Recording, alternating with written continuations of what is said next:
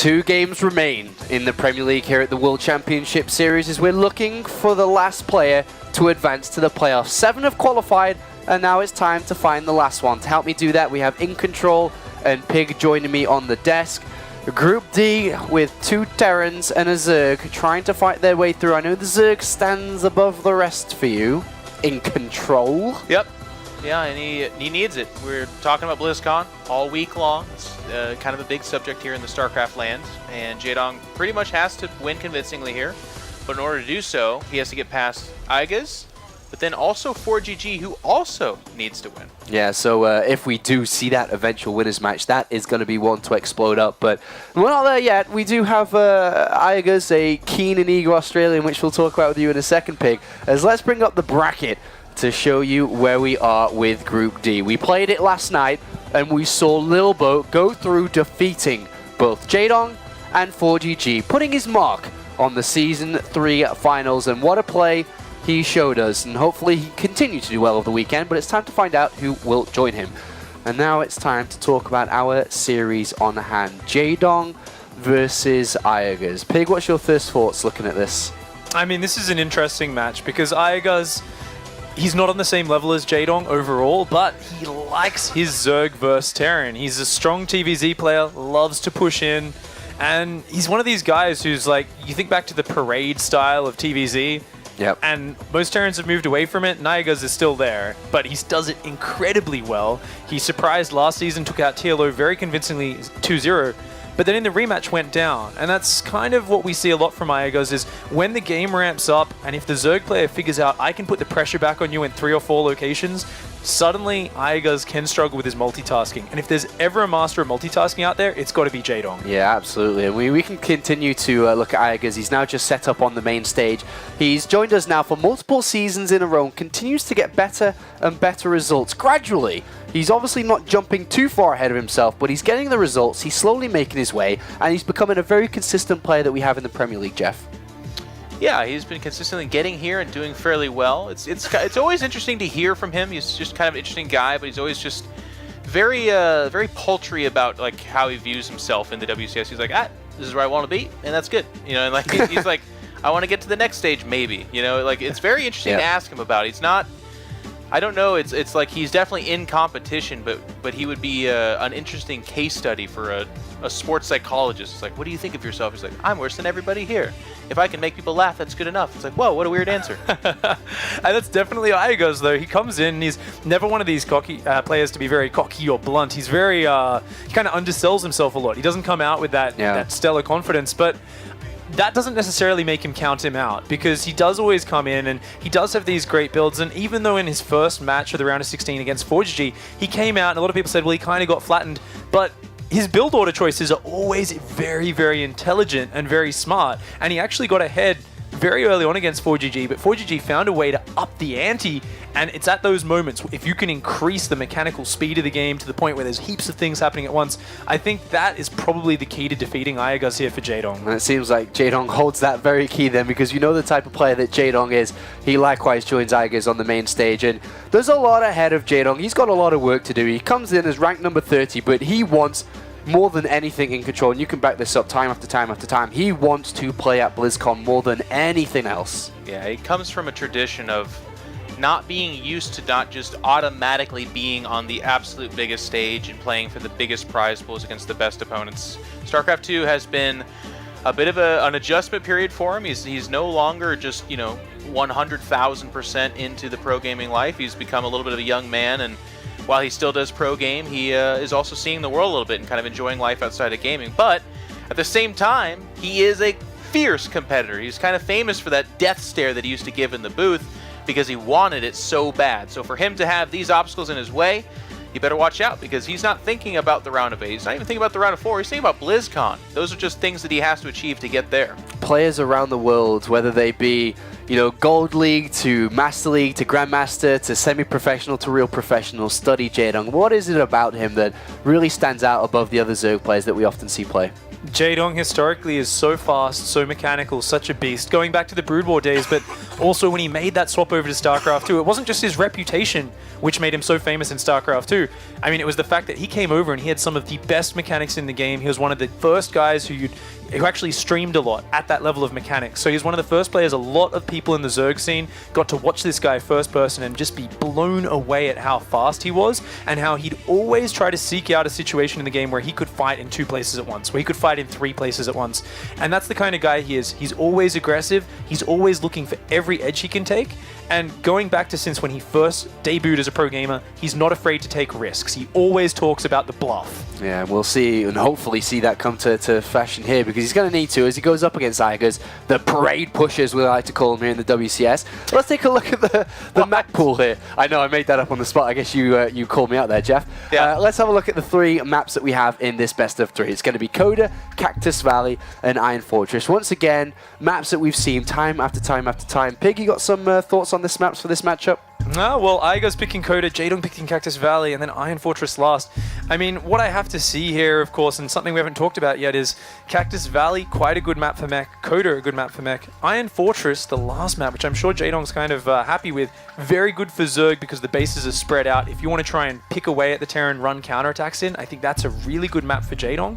But I think surviving to get there may be tricky if Aigaz has a bit of mech in his hat. Because You say that, but does he ever show does back? he? He has in the past. He hasn't done it in a while, but considering he's known this group, he's known this draw for a while, he's been preparing, and Jaedong recently has not played a lot of high-level ZVT games. If you're studying his history, you're seeing recent losses to a lot of non-Korean players using mech. I mean, not a lot, but 3 or 4 matches. And there hasn't really been any other losses. So, as Aigaz, he may have spent the last few weeks actually practicing up some mech ZVT. He's been a dabbler before, but he may have dived in head first. Is that something that that Jaedong could be anticipating here coming out of play? I mean, it is becoming more and more popular recently. It is definitely in the meta, so in that sense, I do agree with you. I think that's something that he certainly has kind of on his radar. But kind of like we heard from Hydra, I don't think Jaedong has a whole lot of intel on Aigaz specifically. Like, Aigaz has been in WCS, so certainly if you look, there are some matches there, and we, you know, like you referenced, the TVZ against TLO is a nice indicator, which was pure bioplay, just very good parade push. Yep. But otherwise, Jaedong, he kind of, you could say, suffers as well from the same mentality as some of these guys like Hydra do, where they're like, I'm the best, I don't need to look up this guy. If I play my game, they can't keep up. That is true, but it's becoming like less and less true as these foreigners continue to get better. All right, thank you very much, gentlemen. Time to look at the predictions here. As, of course, of always, we've been following them throughout the week. And this is an up-to-date ranking of where we've been so far. I've gone to 56, yes. I've gone up 6%. Nathanius, though, blinking at, still at 78% in the lead. Funker fallen a little bit behind at 67. Pig, 61, not bad. Down at 3rd, not too bad. Jeff, you've climbed up a little bit, but you're still in last place. Yeah, literally a whole percentage. Yeah, 1% extra, but you're in last place. Yeah. Sorry about that again. Seems, I hope you can change that. You're only 5% away from Todd. I just find it funny that Nathanius has like this prodigious rate right now, and yet he's like the least kind of gambly kind of guy out there. So right now I think there's a few people think if they can get a hold of Nate as a magic 8-ball and kind of use him to make bets on StarCraft matches, they could be into some good profit. Well, Nathanius he's got a pretty close relationship with Rotterdam, so... Let's have a look at the lower third predictions this time to see who's chosen who to win this match. I'm interested. 8-0. Boys, a whitewash. And we've only had 1 or 2 of these this week. Everybody's on Jaedong's side. And a couple of times we've been all completely wrong. So, I mean, it'd be a huge upset. I don't think it'd be the... it might be the biggest upset if Aigaz beat him, but I don't know. We've had some... I think at elimination stage, this would be the biggest one. But we'll see. Aigaz also... kind of, as you were saying, like undersells himself. Yeah. I don't think he gets super nervous. I mean, maybe he does. Maybe he'd tell you he absolutely does, but that might be him underselling it as well. Who knows? But he's a good TVZ player specifically. It's 08, but it's because it's Jaedong. It's not because it's Aigaz, I think. Yeah, all right. Thank you very much, gentlemen. It's time to get to the game now as they are ready to play, and we're ready to get the commentary underway. Time to find out if Aigaz is going to switch things up and go away from that bio play, or if we're going to have a straight-up bio TVZ, in which case I'm a little bit worried for our Australian Terran. I would be a little bit worried as well, but he has shown us very promising things in the past when it comes to TVZ. And he's also a player that does do a lot of homework. Like we've seen him before in a couple of the previous seasons where he watches one series of his opponent and then he just spots out weaknesses.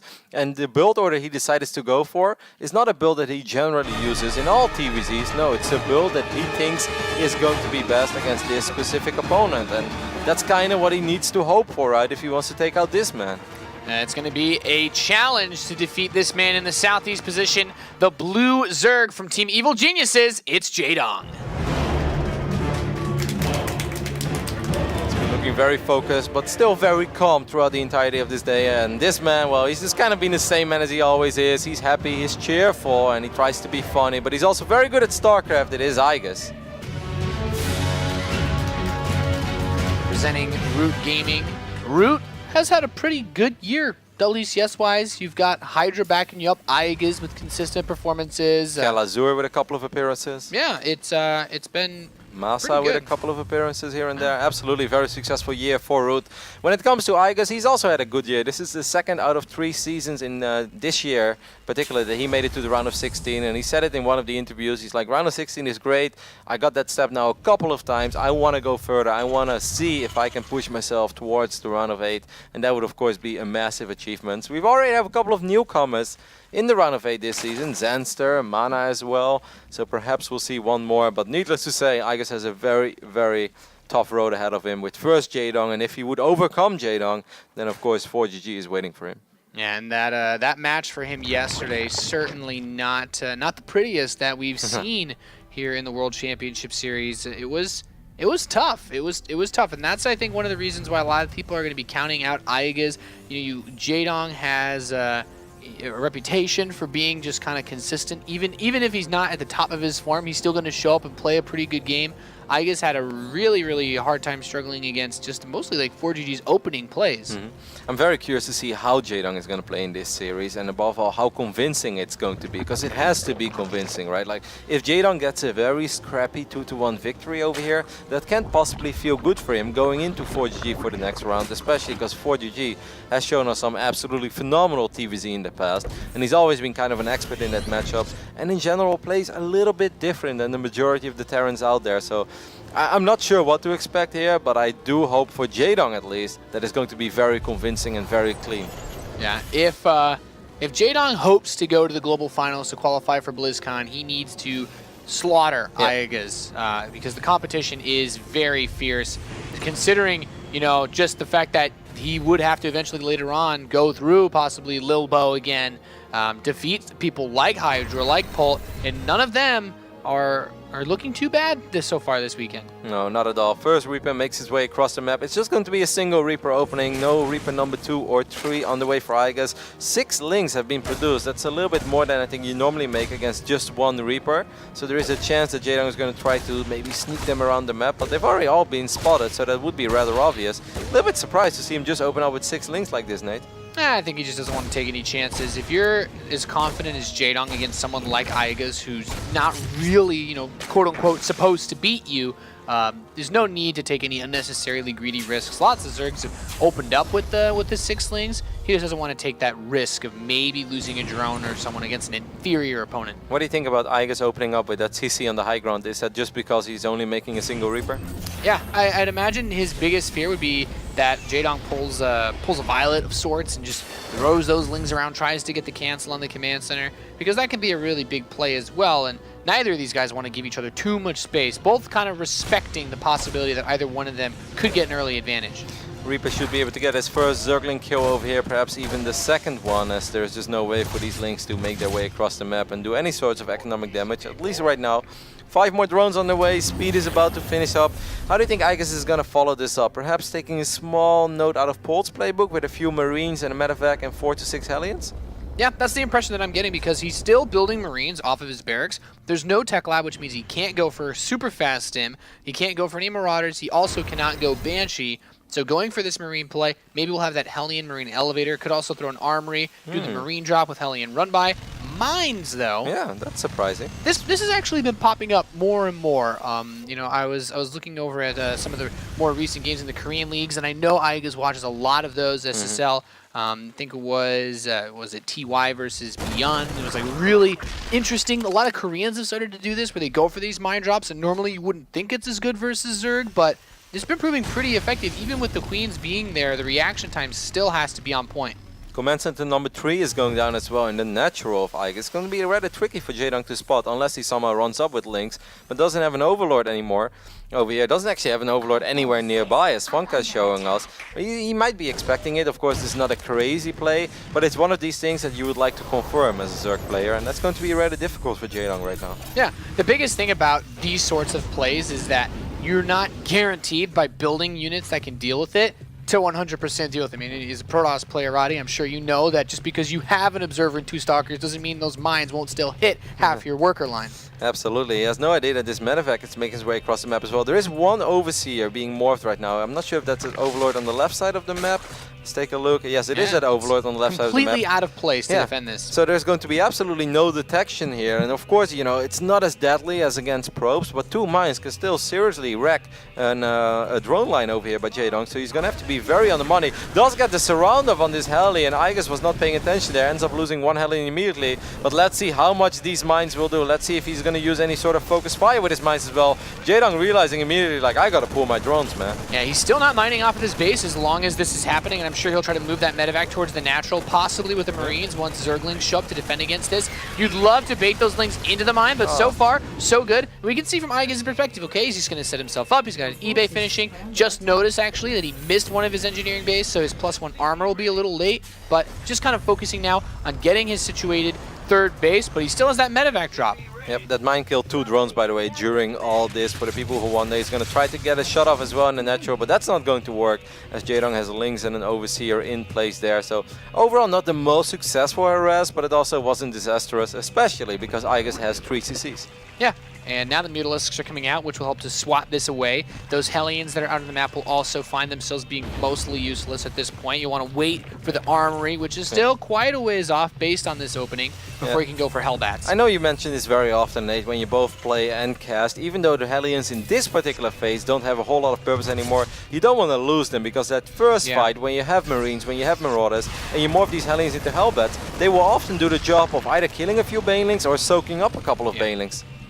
The Hellions are one of them, you know, the early game Hellions are among the most important units you make in a game versus Zerg, and it sounds really crazy to put that much emphasis on it, but if you lose them early on, then you have to worry about the possibility of Jaydong just throwing down a bunch of Banelings and making a big push to kill you, where the Mutalisks don't always have that opportunity to get in, but the Zerglings certainly can. And we can see from Jaydong's perspective, just trying to be active out on the map, he's delaying the mining on this 3rd base and just doing a lot of damage. There's not many Marines. Nope, he's getting those Marines, he's getting a medevac as well, getting a couple of SCVs over here, and Jaydong kind of needs that as well, because his evolution chambers are very late, so you want to be able to at least do something with these quick Mutalisks. He has so many active creep tubers, by the way. It's very important for Aigas that he starts getting on top of that as soon as he has Stim and he has a couple of medevacs. Otherwise, this is going to spiral out of control very quickly. Look at the amount of tumors that's going down. Yeah, all this tech and 6 Queens on the map for Jaydong really allows him to push that creep spread forward, and his screen moves around so fast. Yeah, I know. I was about to say, I'm getting dizzy over here, Nate. Can we please swap out of first person? Just kidding. It's awesome, of course, to see this of Jaydong with holy hell. How do you play StarCraft like this, man? I like to take my time, you know. I play Protoss, I have one control group, and every now and then I look around the map, and that's about it. Sometimes press the A key. Yeah, sometimes you hit F2, you know, all the beautiful things in life. You put a unit on patrol here and there. And baiting all these Marines around, forcing out those stims, just trying to be as annoying as possible as Jaydong. The only advantage Aigas has is his 1-1's done, so he has that slight upgrade lead for a short period of time. However, I do not believe... Okay, he actually does have an armory, so he can go right into 2-2 as well. These Mutalisks are going to start working on it, though.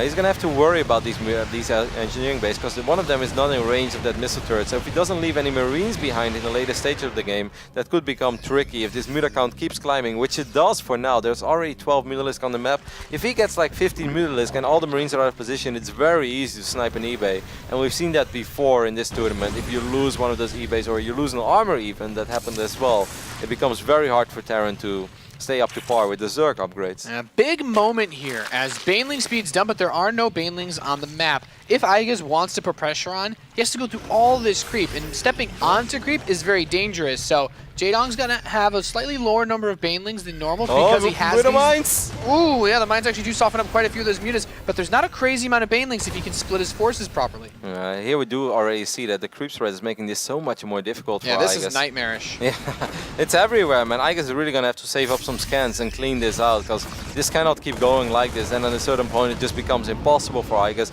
Even if he wins a fight on creep, he's never going to be able to just march across the map. Here we do see these Hellions that have been morphed into Hellbats. This is going to be that very important first fight, but often, you know, it's kind of a dance. Can the Zerg player defend his fourth hatchery for the first time or not? And it just seems like Jaedong is having a very easy time keeping that fourth hatchery alive and getting it up. Even though he's losing a couple of creep tumors here and there, just getting that fourth hatch up and running is already phenomenal for a Zerg. One of the most important moments here in Terran versus Zerg is you make this push out, you want to deny the fourth base, but instead you kill like a dozen creep tumors, and that's the problem, is Jaedong pushed that creep so far, you can't just run past the creep, because that's how those Banelings crush your Marines. And there were so many tumors that it's not even just one scan cleans it all up. He still has a couple of active tumors over here in the middle of the map, and he's going to renew the tumors that he's lost. This is becoming a real problem for Igus. He will throw down a scan, so he takes care of those tumors as well, but the tumors on the high ground have already been renewed. And even though there hasn't really been a whole lot of big skirmishes, big battles yet, no big trades back and forth, I think that Jaedong is very happy with this game so far. Yeah. This might be the moment. Within the next 10 seconds, he's going to have 2-2 Marine Marauders against 1-1 of Jaedong. Jaedong has Banelings, but he doesn't have an overwhelming amount of Banelings.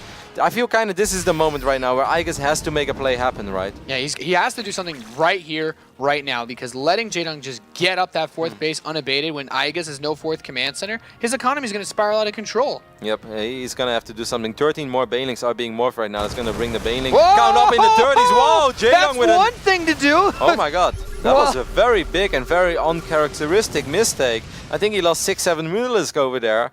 Yeah, he still has a lot of Zergling Baneling. I mean, moves like that are going to help Igus. He actually killed a lot of Overlords too, so he can't build any more Zerglings or Banelings at the moment. The first few forces do step out. He pre-stims.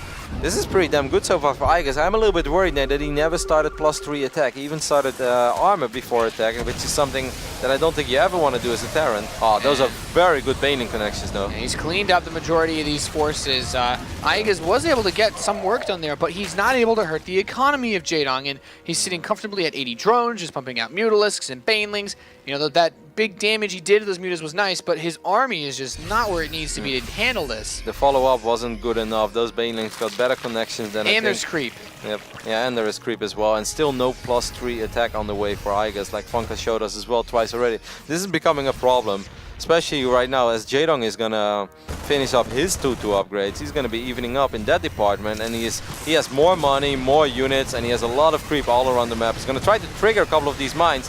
Mines do get a pretty good shot off for now, but Jaedong has done an absolutely great job in every single time after he lost his tumors to just renew them immediately. You know, spreading creep when your opponent is not doing anything is cool, but doing it when your opponent is trying to deny it, that's a lot harder. Yeah, and he's just going to surround this army, completely swarming over Igus's forces, hitting from the east, hitting from the west, and just annihilating everything. The Mutalisks can go after the Medivacs now. These forces are trying to retreat. The Widow Mines get a few detonations, but it's not going to be enough. Roddy Igus dwindling in supply as Jaedong continues to pounce forward. That was a massacre in the middle of the map. There are still a couple of mines left over here, but army supply, Jaedong is taking 30-40 supply lead. This is sometimes that moment where Zergs get a little overeager and they actually start attacking in moments they maybe shouldn't attack and should just kind of recollect themselves. That's a good mine shot. I do think that Igus might be able to stabilize over here, but he's going to lose a couple of production facilities. He's probably going to end up losing quite a bit of economy, and he's actually quite far away from stabilizing right now. Yeah, and he lost the fourth command center, and I think at that point there's no way to recover. He doesn't have the income necessary because that main base won't last forever. He's going to push in as far as he possibly can. The Widow Mines are there to kill some of these Zerglings, but the Mutas are knocking down the wall. More and more Zerglings streaming across the map. He's building 10 more Mutas right now. They're going to help add into this. GG Jaedong takes game number 1 against Igus. Even in those final moments, Jaedong's still taking care of his links, making sure that those two mines didn't get the dream shots off, and that looked very convincing, man, especially on a map like Coda, which is such a straightforward map. It must feel so good for Jaedong knowing that, like, all right, you know, that was good, that was solid. Just more of where that came from, and I should be able to get ready for that final series against 4GG. Yeah, just very crisp, clean play, dealt with that early pressure that Igus brought without really any trouble whatsoever. But yeah, just a solid performance. Where do you think it went wrong for Igas? Was it just that moment where he had those 2-2 upgrades and he wasn't able to put on any real pressure? Was it the opening with the Widow Mines? I mean, the opening slowed him down quite a bit. He didn't really get the damage done that I think as a Terran player you want, because otherwise you just want to be super greedy. But he just wasn't able to do anything because his Hellions were so late. He couldn't deny the creep spread, and then he couldn't push him, and that's where Jaedong got a really big advantage from it. He wanted to tune up that opening a bit better, moving into map number 2. We're going to have a very short break before we get into the next map, though, so we'll be right back. You're watching the World Championship Series.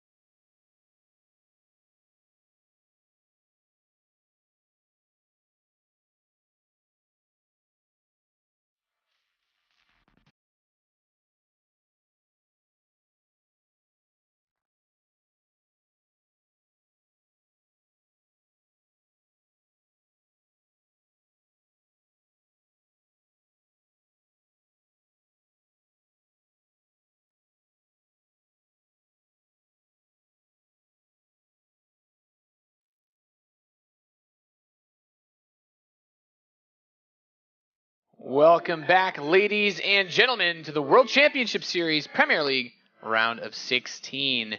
Igas just got smacked back by Jaedong in that last map, Roddy. Wasn't too pretty. Nope, pretty much never really got things going in his way. The first Reaper, well, you don't really expect too much of it, but then the follow-up with the Mines and with the Hellions, you kind of hope to achieve something, you know, at least 5, 6, 7 drone kills, that would be great. Or maybe a Queen or 2, but it was just never like that. And Jaedong, absolutely phenomenal how active he was with his Queens, kept renewing the Tumas as well every single time he lost it. And you mentioned it, that 4th hatchery is often a critical point in this matchup, and it was never contested. It went completely uncontested. Jaedong saturated it, never had to worry about a drop. It's going to have to be better in game number 2 for Igas, the man from down under, as we are loading in to Cactus Valley. Nate, what are the chances here that Igas is going to do something that Polt showed us, for instance, in his game 3 against Elaser? Some crazy double factory, you know, super all-in build, to say the least. I think if I asked Igas about a build like that, he would tell me it's just silly, Roddy. This guy doesn't deviate too much as we get into map number 2. And I think that's going to actually make things a bit rough versus this man in the Southeast who's currently up 1-0. Evil Geniuses, Jaedong. He's just so stubborn. And on the right top side, we're looking at a man who has made it to the round of 16 twice already this year. He wants to go to the round of 8. He's representing Root Gaming. It is Igus. It would be such a great step in his career though, because he's always been a terror. You know, he's been around for so long. This is something that people often forget, because Igus is a name that only started popping up more in 2014 and 2015 when he first joined WCS America and later just WCS Premier League. But even in 2011, Igus has made appearances at Intel Extreme Masters and stuff. But back then, he was just another player that was only there because, you know, he represented Australia or it was near Australia. Right now, he's actually pretty damn good in StarCraft, and making it to the round of 8, that would be a huge accomplishment, but safe to say that he didn't get very lucky with the group drawing. No, I mean, this was just a little bit one of the rougher ones. You know, you're definitely have to consider you're up against like the TVT expert of 4GG, and then probably the strongest Protoss in this tournament in Lilbo. But Jaedong is also no one to scoff at, and that's, I mean, it just goes to show how hard this group is that Jaedong is in the elimination match. Cool to see over here. Igus is going to go command center first on the low ground. Not too worried about anything over here. Jaedong is going to scout this immediately. Could have perhaps hide his Overlord to show Igus, like, I know what you're doing. You don't know yet where I'm spawning. But Jaedong doesn't really care all that much. So he's just moving further forward with his Overlord. Yeah, that's pretty reasonable. Wow, it's going to be double hatch. Nice. Yeah, I think if you see the command center first this early, you're like, yeah, okay, just double hatch for pool. No big deal. There's nothing Igus can do to punish it. Do you think Igus is aware of this right now? Is he expecting this? It's like, okay, my opponent saw this very quick because his Overlord went in the right direction. I mean, if Igus has done any studying up on Jaedong, one of the things that makes Jaedong such a threat and such a good player is that he will pounce on players that play greedily like this sometimes. And he could very well have gone for a hatch first into pool with gas and maybe thinking about doing like a big aggressive speedling push. And I've seen him do that, you know, and I've had the pleasure of getting wrecked by that as well. And that's the thing that makes you so good though, is you can't be 100% certain that he's going to play in a certain way, and that allows Jaedong to pretty safely get away with this. Kind of jealous you recently played against Jaedong, Nate. Yeah, while he was getting ready to qualify for WCS. It was painful. It was very painful. It's a great run. It's the effort that counts, Nate. You can just tell. Okay, guys, see how many things my SCVs can kill. You can just tell everyone that it was a very close series. Yeah, very close, very close, passionate 8 minutes. maybe 5 minutes real time.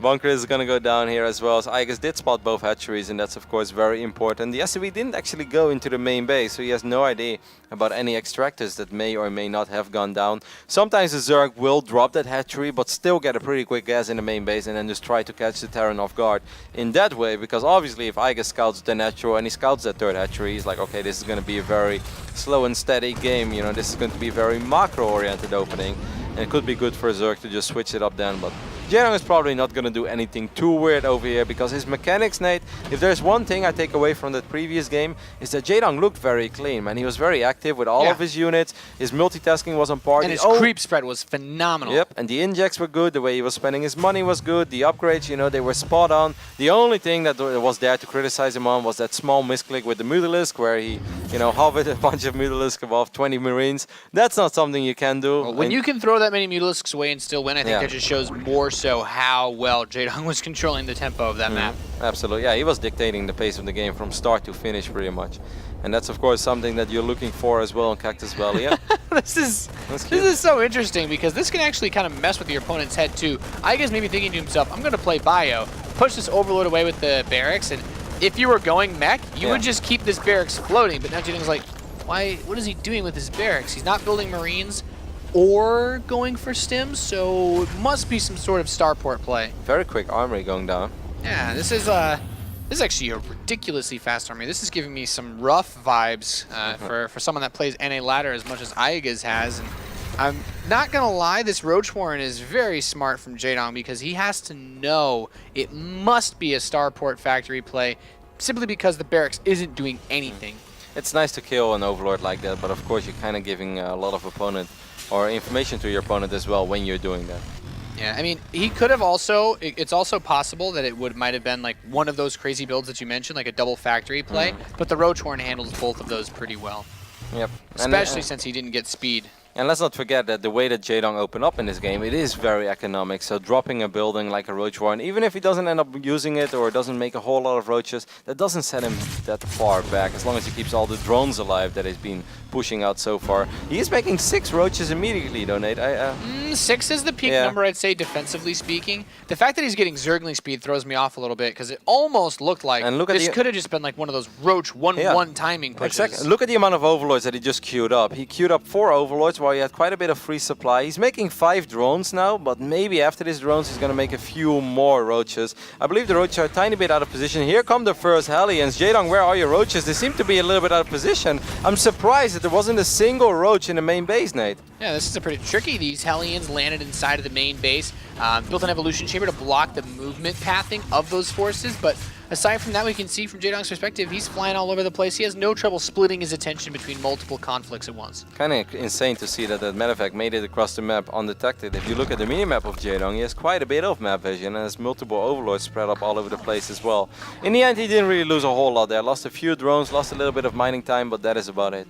And as we look forward in this series, we check everything out, it's completely defensive, the purpose of those roaches. We didn't see, you know, there were Baneling nests, but we also didn't see the range upgrade, and he didn't make more than 6. So as he goes to lair, that was more the, in case you're actually all-inning me, I want to make sure 100% I'm not going to die. These Hellions are going to try to go for glory one more time. The roaches again a little bit out of position, so here we go. Once again, a lot of these drones being evacuated towards the natural. Line them up. Oh my god, he could get a very juicy shot up there, but the roaches are here to save the day. Still though, even something like that, and he has roaches as well in the third base, and this is going to be very nice for Aigas. Already got 6 drones, he's getting 7 more. Man, this has been great. Yeah, I mean, he's got so many Hellions on the map, picking off 10 workers in this position, now getting even just a couple more to finish things off. Aigas, it's a nice thing to be able to do in this position. He ties the worker count up, but Jaedong is just spamming out drones right now. He knows that beyond the phase of Hellions being on the map, it'll be a long time before there's any other type of push, simply because you don't have stim yet if you get this much, and this Hellbat drop is like the last-ditch throw he'll be able to make. He knows about that Spore Crawler, so he has to avoid it at all costs. He will unload only a single Hellbat, because that Spore did shoot in time. So these 2 Hellions, they didn't really get anything done. Now Jaedong's got to be feeling really good. This third base, trying to take that without Hellions is always risky. The only thing that he's been very greedy on was his Baneling nest, but he never faced a large enough force at one time that he needed it. A siege tank is on the way, Nate. Is Aigas worried about? I think he's worried about the roaches. I think if I was Aigas, I would consider the possibility that Jaedong could have been going for a 1-1 roach timing, or at least a 1-1 roach complement to come with this, or even go for a crazy Baneling push with roaches and lings off 3 bases, which for double hash before pull is actually quite scary to deal with. What I'm just worried about right now, Nate, is the state of the game that Aigas is currently in. If you just take a look at Aigas' vision, he sees absolutely nothing. He had 1 Marine outside of his main base, and that one just got picked off as well. Jaedong doing such a phenomenal job in making sure his opponent has absolutely no eyes on the map, and that makes playing StarCraft so much more difficult. Yeah, that's the worst part about playing against someone this good is you know that as soon as you're behind, you're like, well, I have my work cut out for me. He's not going to accidentally stop creep spreading or stop injecting and, you know, tunnel vision on a little bit of cute micros. Like, no, you're playing versus Jaedong. You've let you've let him enter his zone, and now you're in trouble. These Marines do find 1 Overlord, will be able to pick that one up, but look at the amount of free supply that Jaedong has. I do kind of like that. Like, it's not maybe the most efficient way, but if you have a little bit of time for yourself and if you have time to get those units out, just make all those Overlords and make sure you don't hit a horrible supply block at 140 when you truly need those extra units. Just squeeze those Overlords out a little bit quicker when you're this rich, when you have 84 drones, why not?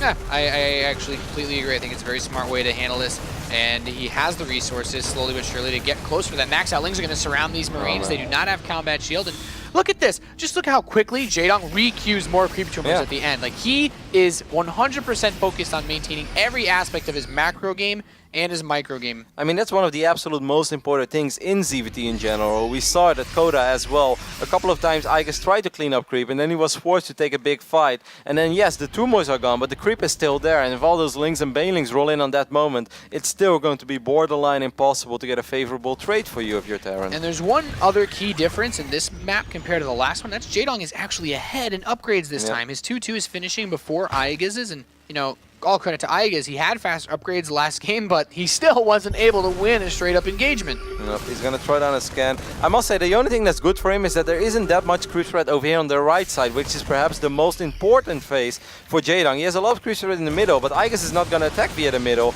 And he has a lot of army, man. Look at the army supply for Aigas, 123. This is a very big push. If only he was even in upgrades or even ahead in upgrades, this would have been a devastating push. But even right now, with tanks and with Widow Mines, this is a very nice setup. Bailey's coming in from the north. He's hitting from the north and the south. Yeah, he's hitting in every possible direction, and having the siege tanks help anchor this is actually quite nice. He's finished off all of the Banelings. There's still 11 finishing up right now, but those Mutas are looking to make a play. A couple of the Banelings are actually across the map, and Jaedong actually moved them all the way home rather than trying to harass them. But these Banelings should be the big impact makers. They actually hit the Thor, so the Marines are still alive for the most part. There's a tank on the low ground. There's still some Widow Mines shooting, and Jaedong, you gotta clean up these Marines. There's just so much Zerg, though, Nate. Like, even though those Banelings did indeed connect with the Thor, in the end, there is so much Zerg. Jaedong has been so rich. He has so many reinforcements queued up all the time, and he's gonna chase down this army, and he's fighting off creep right now. That Widow Mine is not going to go off. This Thor is in a lot of trouble, and this just went disastrous. The setup looked good for Aigas, but in the end, there was just so much Zerg.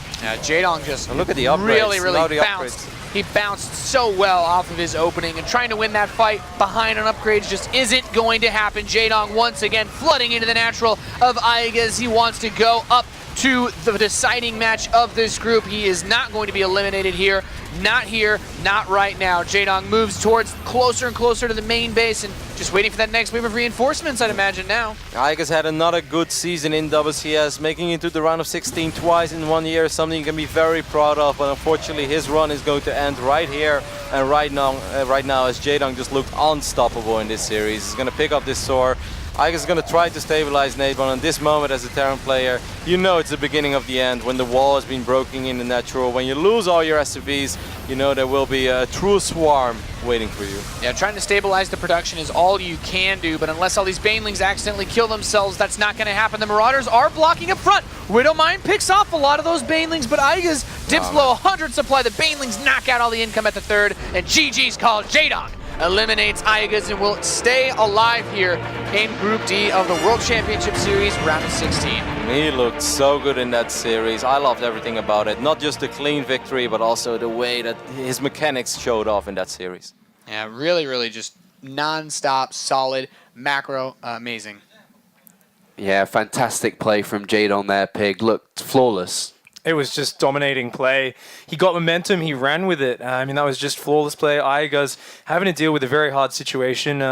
You know, he went in there and maybe that lack of confidence showing a little bit, but especially in that second game, getting a little bit unlucky with, of course, his command center first being scouted immediately. And Jaedong, he gets that little bit of information. He says, "Oh, I know how to react to this," and his economy was flawless from there. He built up into a massive, overpowering ball. And that's the Jaedong we all really wanted to see coming into today's games. Yeah, I think from tournament to tournament, there's definitely a bit of a fatigue that can take over Jaedong, and all of a sudden he doesn't look nearly as sharp. But this WCS, he's coming to kick some butt, and he looks good. I mean, is that the type of game we're expecting him to see also deliver against 4GG? Obviously, 4GG is meant to be the stronger opponent here. It is another level ahead. Do you think that Jaedong can do it again? If you're a Jaedong fan, Sean, you're hoping so, because 4GG is chaos embodied, man. That last series with him against Lilbo was some of the most exciting StarCraft we had in the last few days.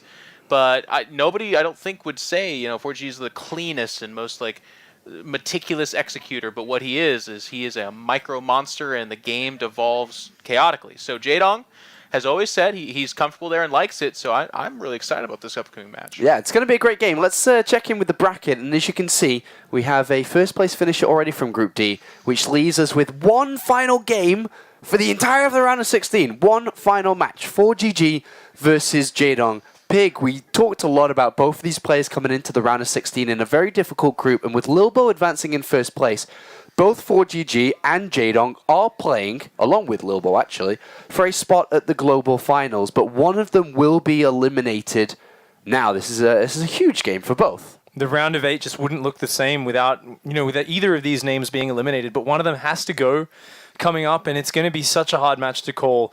4GG, I mean, the way their styles match up, he's been looking great lately, but Jaedong is a monster. He's got that drive. He's got that competitive edge lately, and I honestly could not even bet either side. This is going to be a real match to watch for. Yeah, it should be an excellent treat for us all to round the round of 16 up, Jeff. Sorry, my joke making calculus started entering. I would tease you about that, but you already teased yourself, so we're covered bases there. Yeah, we're going to close out with this final match, and what a one to do it. I like how you set it up, though. Both these guys want to go to BlizzCon. I mean, again, 4GG has said he's got other things to do with his life after this year, and he's perhaps going to leave pro gaming behind, at least for now. That's a big deal. This guy's been winning championships all the way back to Brood War and was the Pretender, was his nickname coming into StarCraft 2, and getting it done he was like one of the coolest players to make the crossover. He's one of the early ones, and we were all like, who is this guy who is tearing it up? So it's going to be kind of sad to see him go, and it would be weird to see him go here. There's a little bit of a legend there. So does he disrupt the pattern and stop Jaedong from going to BlizzCon, or does he retire here? Yeah, it's going to be one to watch, and you definitely don't want to be missing this one. Do make sure to check out Twitter and hashtag the WCS and join in the conversation, because this one's going to be a blast. Which player's going through, which one sadly is being eliminated.